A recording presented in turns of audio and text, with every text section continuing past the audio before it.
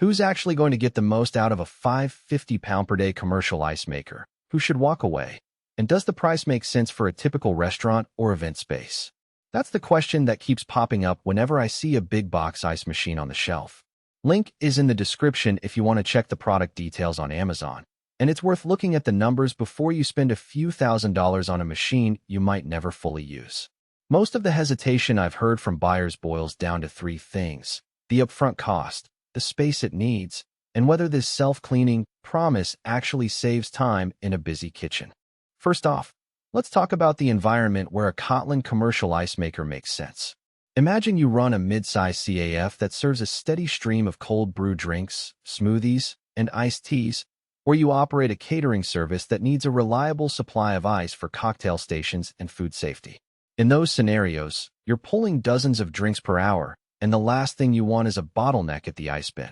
The machine's ability to crank out up to 550 pounds of ice in a 24-hour period means you can keep a full bin for most of the day without watching the gauge like a hawk. For a place that serves, say, 200 drinks during a lunch rush, that production rate is comfortably above the demand, giving you a buffer for unexpected surges. Now, compare that to a small neighborhood bakery that only offers a few iced pastries a day. For them, the same capacity translates into a lot of idle time, wasted electricity, and a storage bin that's mostly empty. The machine's 350-pound storage capacity is generous, but it also occupies a sizable footprint in the back of house.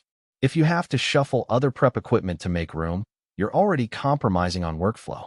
In those low-volume settings, a countertop ice maker or a smaller undercounter model would likely be a smarter investment.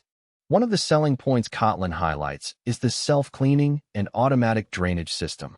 In practice, that means the machine runs a short cleaning cycle every few hours, flushing out mineral buildup and sending the water directly to the drain. For a kitchen that's already juggling dishwashers, slicers, and coffee machines, not having to manually scrub the interior of the ice maker every week is a genuine time saver. I've spoken with a couple of restaurant managers who said the automated cycle cut their cleaning schedule down from twice a week to once, freeing up a staff member for other prep tasks. That said, the system still requires you to keep the drain hose clear and to replace the water filter according to the manufacturer's schedule. Nothing magical, but a nice reduction in routine maintenance. Another practical consideration is the ice thickness adjustment. Some users need cubed ice for drinks, while others prefer nugget ice for softer texture. The COTLIN unit lets you dial the thickness, which is handy if you serve a mixed menu. In a bar that runs both classic cocktails and craft beers on draft, being able to switch from standard cubes to a slightly thicker cut without swapping machines helps maintain consistency. However, the adjustment isn't a quick button push. It involves a small lever inside the bin and a brief pause while the machine recalibrates. If you're expecting instant changes on the fly, you might find it a bit slower than advertised. The stainless steel exterior gives the machine a clean, professional look that blends well with most commercial kitchens. It also resists the typical grime that builds up on cheaper plastic housings.